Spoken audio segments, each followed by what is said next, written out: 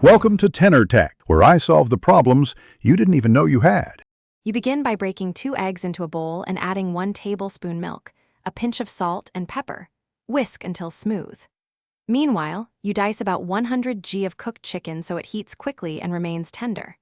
Once your nonstick pan is hot over medium, add 1 tsp butter and swirl. This creates a slightly crisp edge. Make sure the butter foams but doesn't brown, because you want a uniform surface for the eggs to set evenly. You pour the egg mixture into the pan and immediately reduce heat to medium-low so the bottom sets slowly while the top stays slightly moist. Once the edge is firm, sprinkle the diced chicken, 1/4 cup cheese, and sliced green onion onto one side. This layering ensures even warmth and melt.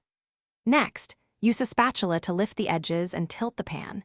You allow uncooked egg to flow underneath, creating a uniform thickness. Then fold the empty half over the filling to seal and finish cooking gently. You let the folded omelet cook for about 30 to 60 seconds so the cheese melts and the chicken warms through.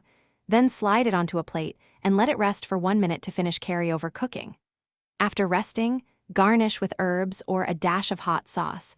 Serve immediately to preserve creaminess. If your omelet turns rubbery or the center is still runny, make a note. Lower the heat or shorten cooking time next round, because precise heat control is why texture improves consistently. Thanks for watching. Subscribe to keep your life in tune.